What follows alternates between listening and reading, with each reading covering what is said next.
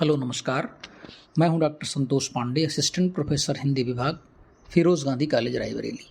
मैं अपनी इस क्लास में और अपने यूट्यूब चैनल स्टडी इंडिया पर अपने सभी विद्यार्थियों का हार्दिक स्वागत करता हूं। ये class BA second semester paper third major के विद्यार्थियों के लिए रिकॉर्ड की जा रही है। हमने पिछली वीडियो में आपसे रीतिकाल के बारे में कुछ बातचीत की थी। रीतिकाल की सामाजिक, राजनीतिक, धार्मिक और साहित्यिक परिस्थितियों पर एक मोटा कुछ परिचर्चा आपसे हुई थी। आज हम उसी के आगे से आपसे कुछ बातचीत करेंगे। रीतिकाल के संबंध में कुछ अन्य तथ्यों से हम आज अपनी इस क्लास में परिचित आपको कराएंगे। तो चलिए, पढ़ने पढ़ाने का अंदाज अपना वही रहेगा कि मैं यहाँ से कुछ बोलूँगा, आप चाहें तो उसे नोट करें, ना चाहें तो ना नोट करें, और आराम से आप सुने, समझें और गुनें। आपका काम ऐसे ही होता रहेगा और आपको चीज़ें सारी याद हो जाएंगी। चलिए मैं शुरुआत करता हूँ। सारी बातें मैं पॉइंट्स में करूँगा क्योंकि आप जानते हैं ऑब्जेक्टिव पेपर आपका होने वाला है बहुविकल्पीय। तो वन लाइनर बातें मैं करूँगा और जहाँ कहीं आवश्यकता होगी वो मैं आपको एक्सप्लेन करता हुआ चलूँगा, ताकि आपके दिमाग में कहीं कोई कठिनाई ना रह जाए कि कोई चीज़ आपको समझ में नहीं आई। चलिए, पहला पॉइंट हम लिखते हैं रीतिकाल के संबंध में। आचार्य रामचंद्र शुक्ल के अनुसार रीतिकाल का समय संवत 1700 से संवत 1900 है। आचार्य रामचंद्र शुक्ल के अनुसार रीतिकाल का समय संवत 1700 से संवत 1900 तक है। यानी शुक्ल जी क्या मानते हैं टाइम पीरियड इसका, कि संवत 1700 से लेकर के संवत 1900 तक के बीच का जो काल है उसे हम क्या कहेंगे? उसे हम कहेंगे रीतिकाल। ठीक, चलिए अगला बिंदु लिखेंगे। रीतिकाव्य वह काव्य है जिसकी रचना विशिष्ट पद्धति अथवा नियमों को दृष्टि में रखकर की गई। रीतिकाव्य वह काव्य है जिसकी रचना विशिष्ट पद्धति अथवा नियमों को दृष्टि में रखकर की गई। यानी रीतिकाव्य एक ऐसा काव्य है जिसको लिखते समय रचनाकारों के दिमाग में एक विशेष प्रकार का नियम था या एक विशेष प्रकार का सिस्टम था, उसको ध्यान में रख करके ही इन लोगों ने अपनी सारी रचनाएं करी। ठीक है, चलिए अगला लिखिए। हिंदी साहित्य के रीतिकाल को उत्तर मध्यकाल के नाम से भी जाना जाता है। हिंदी साहित्य के रीतिकाल को उत्तर मध्यकाल के भी नाम से जाना जाता है। असल में क्या है कि हिंदी साहित्य का जो पूरा इतिहास है वो मुख्य रूप से 3 कालखंडों में बांटा गया: आदिकाल, मध्यकाल और आधुनिक काल। और फिर मध्यकाल को 2 खंडों में बांट दिया गया: पूर्व मध्यकाल और उत्तर मध्यकाल। पूर्व मध्यकाल को हम कहते हैं भक्तिकाल और उत्तर मध्यकाल को हम कहते हैं रीतिकाल। तो हिंदी साहित्य का जो उत्तर मध्यकाल है, रीतिकाल का एक दूसरा नाम है ये उत्तर मध्यकाल। यानी हिंदी साहित्य का जो उत्तर मध्यकाल है वही है संवत 1700 से संवत 1900, जिसे आचार्य शुक्ल एक मान्यता देते हैं कि 200 वर्षों का इतिहास है, जिसे हम हिंदी साहित्य का चाहे उत्तर मध्यकाल कह लें और चाहे हम कह लें हिंदी साहित्य का रीतिकाल। ठीक, चलिए अगला पॉइंट लिखते हैं। इस युग में सामान्य रूप से श्रृंगार परक लक्षण ग्रंथों की रचना हुई। इस युग में सामान्य रूप से श्रृंगार परक लक्षण ग्रंथों की रचना हुई। अब लक्षण ग्रंथ क्या है, ये श्रृंगार परक लक्षण ग्रंथ क्या है जान लेते हैं। क्या है कि इस काल के कवियों ने कविता के तमाम रस, छंद, अलंकार, इन चीज़ों के बारे में तमाम रचनाएं की। रस क्या है, छंद क्या है, अलंकार क्या है, उनके लक्षण दिए, तो उसी को कहते हैं लक्षण ग्रंथ। यानी जैसे अनुप्रास का लक्षण दिया, उसका एक उदाहरण दिया, या किसी रस का परिभाषा दी, लक्षण दिया, उसका उदाहरण दिया। तो इस तरह से जो लिखे गए उनको हम कहते हैं लक्षण ग्रंथ। ठीक है, चलिए अब हम जरा बात कर लेंगे कि जो ये रीतिकाल है इसके नाम को लेकर के अलग अलग विद्वानों की अलग अलग राय है। कोई इसे रीतिकाल कहता है, तो कोई कहता है नहीं रीतिकाल नहीं, ये श्रृंगार काल है, तो कोई कहता है नहीं ये अलंकार काल है, तो कोई कहता है ये कला काल है, तो कोई कहता है नहीं ये रीतिकाल ही है। तो इस संबंध में बड़ा मतभेद है। तो जरा हम इन मतभेदों की बात कर लें पॉइंट्स में कि किस प्रकार के मतभेद इस तरह के हुए। चलिए पहला बिंदु लिखेंगे, आप चाहें तो हेडिंग डाल देंगे, रीतिकाल के नामकरण की समस्या। रीतिकाल के नामकरण की समस्या। और इसमें पहला पॉइंट लिखेंगे, रीतिकाल के नामकरण की दृष्टि से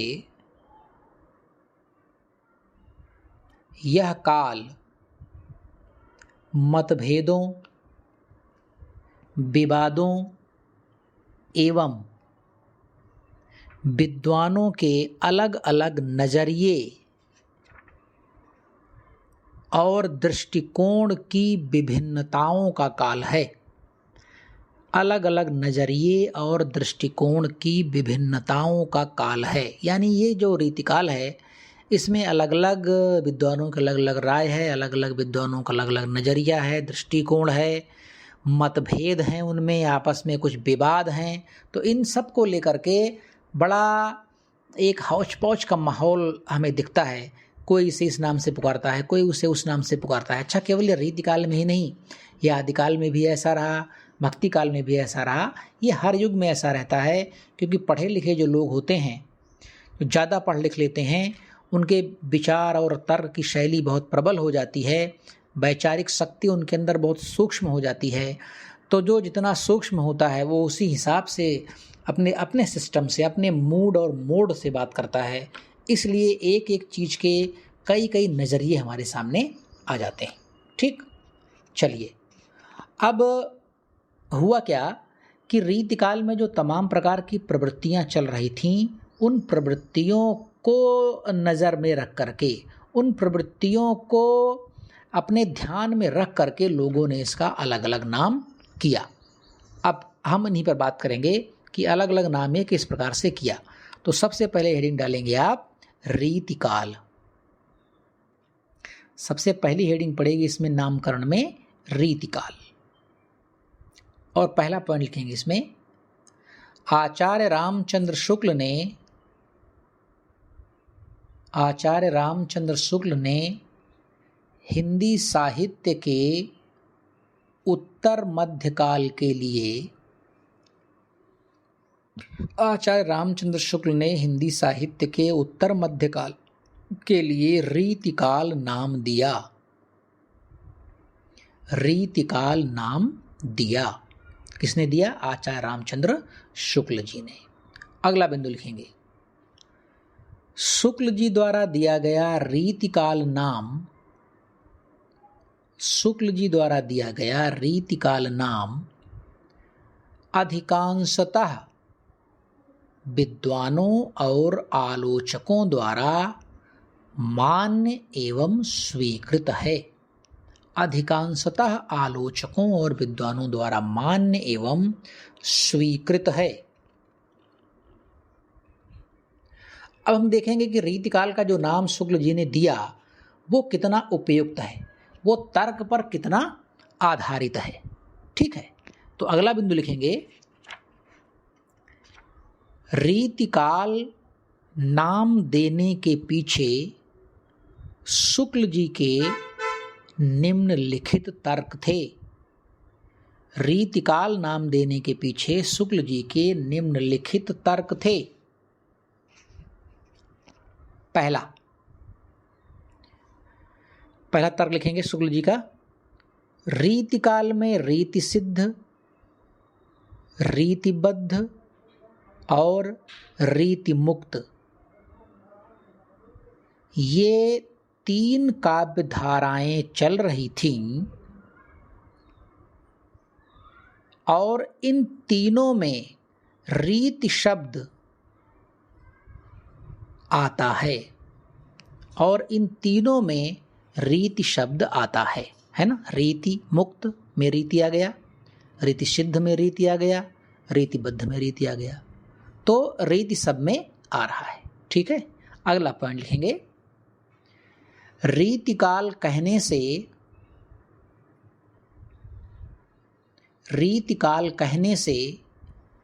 रीतिकाल की सभी विशेषताएं इस शब्द में समाहित हो जाती हैं। रीतिकाल कहने से रीतिकाल की सभी विशेषताएं इस शब्द में समाहित हो जाती हैं। अगला पॉइंट लिखेंगे, रीतिकाल नामक शब्द इस युग की प्रवृत्तियों का परिचायक दिखता है। इस युग की प्रवृत्तियों का परिचायक दिखता है। नेक्स्ट पॉइंट लिखेंगे, रीतिकाल के अधिकांश कवियों ने रीति अर्थात रस, नायिका भेद, नखशिख वर्णन, अलंकार, छंद इत्यादि काव्यांगों के आधार पर काव्य का सृजन किया। इसलिए रीतिकाल नामकरण सर्वथा उपयुक्त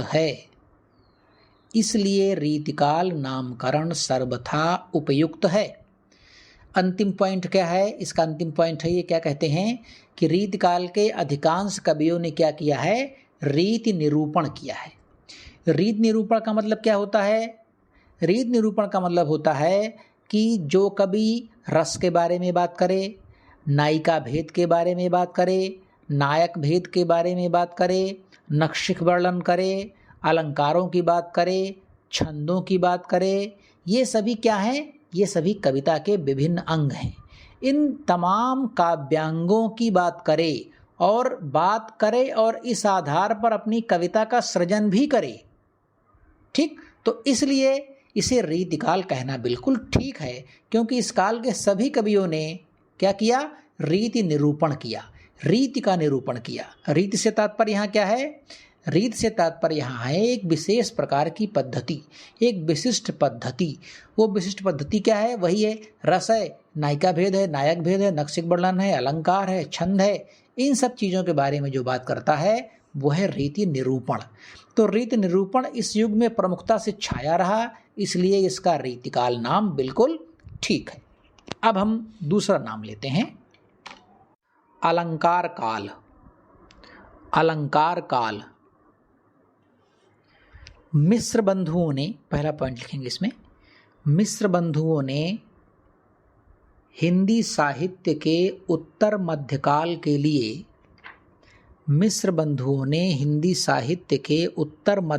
के लिए अलंकार काल नाम दिया। अलंकार काल नाम दिया।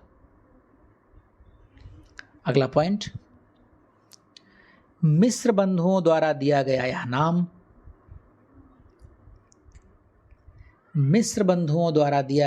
नाम, अलंकार ग्रंथों की प्रधानता के आधार पर दिया गया।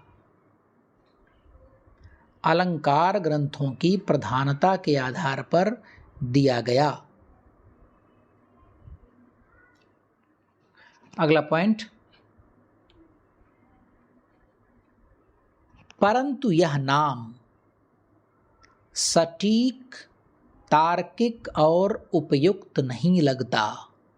परंतु यह नाम सटीक, तार्किक एवं उपयुक्त नहीं लगता, क्योंकि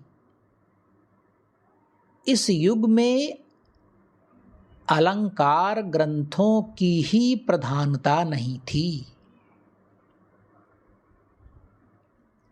अलंकार ग्रंथों की ही प्रधानता नहीं थी, इसके अतिरिक्त अन्य विषय भी छाए रहे। इसके अतिरिक्त अन्य विषय भी छाए रहे। तो अलंकार काल जो नाम दिया मिश्र बंधुओं ने, आप जानते हैं मिश्र बंधुओं को बीए फर्स्ट सेमेस्टर के हिंदी साहित्य का इतिहास लेखन परंपरा को हम लोगों ने पढ़ते हुए, मुझे याद है कि मैंने आपको पढ़ाया था। मिश्र बंधुओं ने मिश्र बंधु विनोद लिखा था। ये 3 भाई थे, तो वही मिश्र बंधु हैं जिन्होंने इसे रीतिकाल को क्या कहा, अलंकार काल कहा। तो अलंकार काल जो है वो उपयुक्त शब्द नहीं है इसके लिए। क्यों? क्योंकि ये कहते हैं भाई अलंकार काल जो मैंने कहा वो अलंकार ग्रंथों के लिए कहा, क्योंकि इस युग में तमाम अलंकार ग्रंथ लिखे गए। तो आप जानते हैं कि रीतिकाल में केवल अलंकार ग्रंथ ही नहीं लिखे गए, रीति निरूपण के अंतर्गत अलंकार एक छोटा सा टॉपिक है। उसमें तो नक्सिक है, नायक भेद है, नायिका भेद है, अलंकार है, छंद है, रस है, सब कुछ है, तमाम काव्यांग हैं, तमाम कविता के अंग हैं। तो क्या केवल अलंकार ग्रंथ ही लिखे गए इस पूरे रीतिकाल में 200 वर्षों के इतिहास में? तो ऐसा नहीं है। इसलिए ये नाम अलंकार काल जो नाम है मिश्र बंधुओं द्वारा दिया गया, ये सटीक भी नहीं है, उपयुक्त भी नहीं है, और तर्क पर भी ये खरा नहीं उतरता है। इसलिए हम अगला नाम लेंगे, और वो नाम लेंगे हम श्रृंगार काल। श्रृंगार काल विश्वनाथ प्रसाद मिश्र, पहला पॉइंट लिखेंगे इसमें, विश्वनाथ प्रसाद मिश्र और डॉक्टर श्याम सुंदर दास ने हिंदी साहित्य के उत्तर मध्यकाल को श्रृंगार काल नाम दिया। हिंदी साहित्य के उत्तर मध्यकाल को श्रृंगार काल नाम दिया। अगला पॉइंट लिखेंगे, यह नामकरण श्रृंगार की प्रधानता के आधार पर किया गया। यह नामकरण श्रृंगार की प्रधानता के आधार पर किया गया। मतलब इन दोनों लोगों ने क्या कहा कि इस युग में श्रृंगार ही श्रृंगार था चारों तरफ, इसलिए इसका नाम हम रख देते हैं श्रृंगार काल। अगला पॉइंट लिखेंगे, किंतु यह नामकरण भी सटीक, तार्किक और उपयुक्त नहीं लगता। यह नामकरण भी सटीक, तार्किक और उपयुक्त नहीं लगता, क्योंकि रीतिकाल में श्रृंगार रस के समस्त अंगों का पूरी तरह से विवेचन नहीं हो पाया। श्रृंगार रस के समस्त अंगों का पूरी तरह से विवेचन नहीं हो पाया।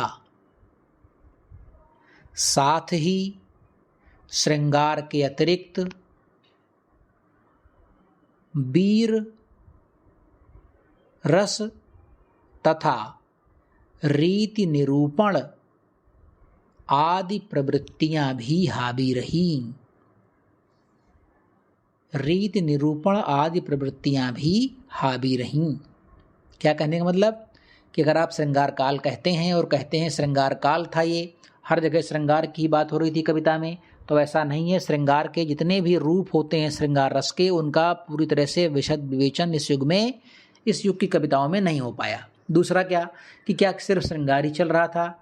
मैंने अभी बताया आपको कि भूषण जैसा एक बड़ा कवि आपको मिलता है रीतिकाल में, बिहारी जैसे एक भक्ति के और नीति काव्य लिखने वाले भी रीतिकाल में परिगणित किए जाते हैं, केशव दास जैसा और मतिराम जैसा, भिखारी दास जैसा एक बहुत बड़ा आचार्य भी आपको मिलता है जो रीति निरूपण में बहुत माहिर थे।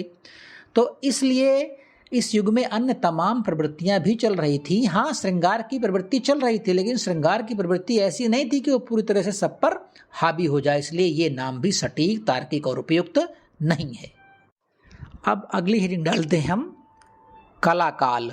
कलाकाल हिंदी साहित्य, पहला बिंदु लिखेंगे इसमें, हिंदी साहित्य के उत्तर मध्यकाल को डॉक्टर रमाशंकर शुक्ल रसाल ने, हिंदी साहित्य के उत्तर मध्यकाल को डॉक्टर रमाशंकर शुक्ल रसाल ने कलाकाल नाम से पुकारा। कलाकाल नाम से पुकारा। अगला बिंदु लिखेंगे, उन्हें यह लगा कि रीतिकाल में कला पक्ष की प्रधानता है।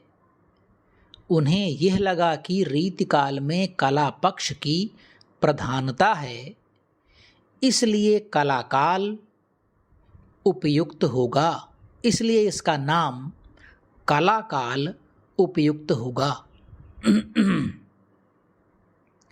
नेक्स्ट बिंदु, परंतु यह नाम भी सटीक, तार्किक और उपयुक्त नहीं लगता,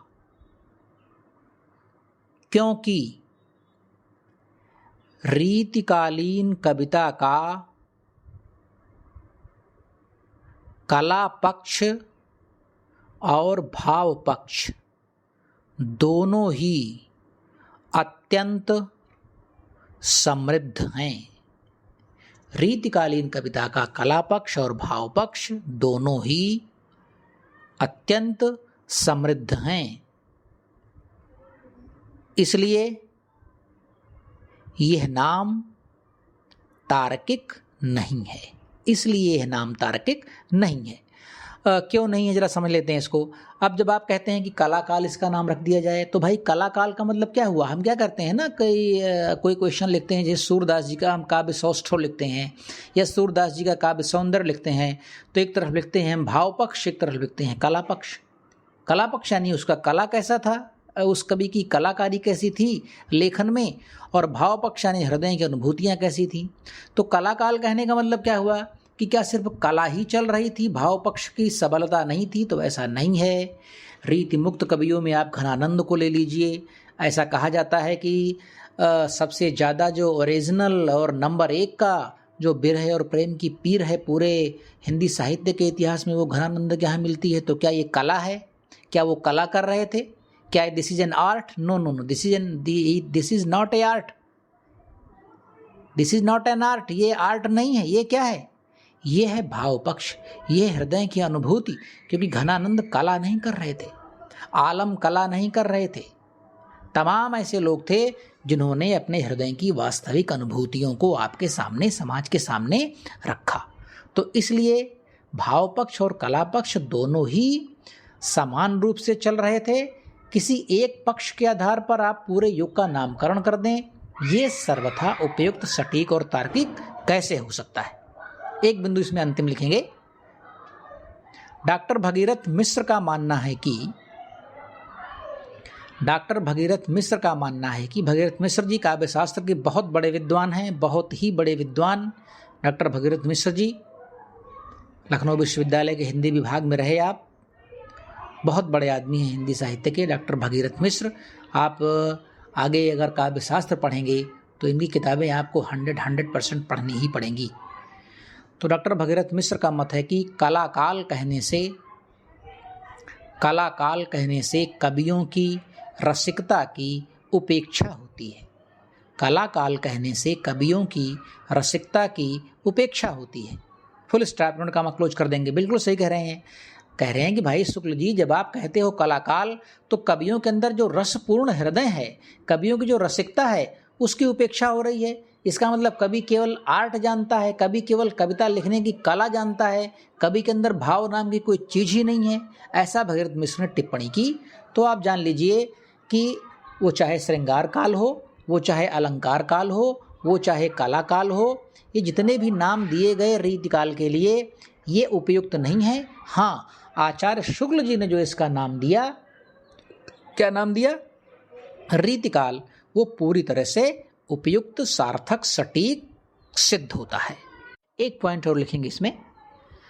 डॉक्टर गणपति चंद्र गुप्त ने, ये अंतिम पॉइंट होगा, डॉक्टर गणपति चंद्र गुप्त ने हिंदी साहित्य के उत्तर मध्यकाल को अपकर्ष काल कहा। हिंदी साहित्य के उत्तर मध्यकाल को अपकर्ष काल कहा। कहने का मतलब क्या है कि इन्होंने रीतिकाल का नाम क्या दिया? अपकर्ष काल। और ये नाम भी बिल्कुल भी ठीक नहीं है, ना सटीक है, ना तार्किक है और ना उपयुक्त है। तो रीतिकाल का नाम जो रीतिकाल रखा गया, उत्तर मध्यकाल का नाम जो रीतिकाल रखा गया, हिंदी साहित्य का जो उत्तर मध्यकाल है उसका नाम जो रीतिकाल रखा आचार्य शुक्ल ने, वही सर्वथा है, सटीक है और बेहतर है।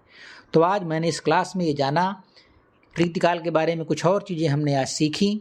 मुख्य रूप से ये सीखा कि रीतिकाल का जो नामकरण है वो किस प्रकार से ठीक हो सकता है, किस प्रकार से ठीक नहीं हो सकता है। इस पर एक चर्चा हमने आपके बीच में की। उम्मीद करता हूँ कि चर्चा आपको अच्छी लगी होगी, आपके फ़ायदे की होगी चर्चा ये। बस आप इसे यूं ही ऐसे पढ़ते लिखते रहें। हमारी आपकी मुलाकात होती रही है, आगे भी होगी। नमस्कार।